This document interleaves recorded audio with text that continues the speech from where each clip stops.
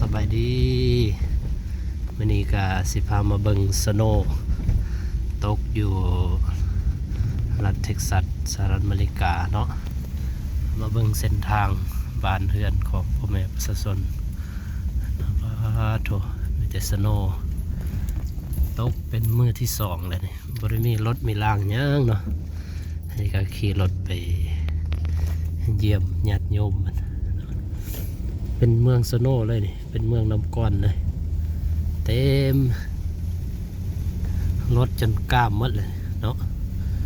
แม่นคนเขาไปยืนอยู่นี่ดีกล้ามหมดคืนเลยแต่ว่ามื้อนี้ก็ไข้แน่แล้วเนาะแต่ว่าก็ยังตกได้สำนี้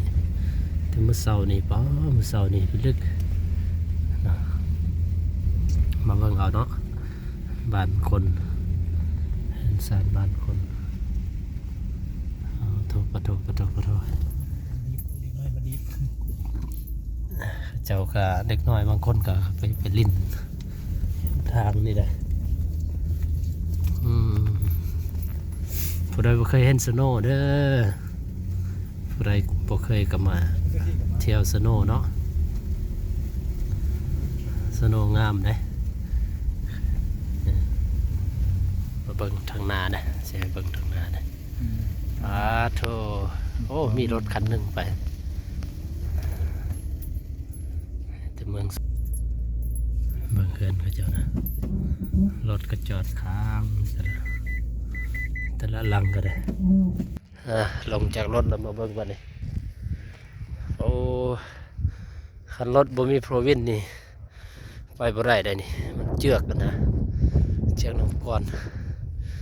เป็นสโนว์เป็นไอนะเป็นน้ำก้อนนะล่มละว่าไปว่ามาโอ้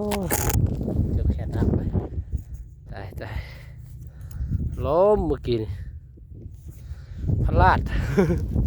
พลาดในลำเมื่อกี้นี่ปอดลึกเลย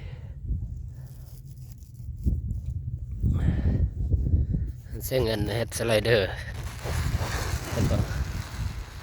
จ้าโอ้พลาดเมื่อกี้เกือบหัวแตกแล้วบ่ฮู้ว่าทางอยู่ใส่บ่ฮู้ว่าเล่นไผเล่นมันบ่ฮู้เลยบ่ฮู้ว่าเล่นเจ้าของนะเป็นคือเดียวเบิด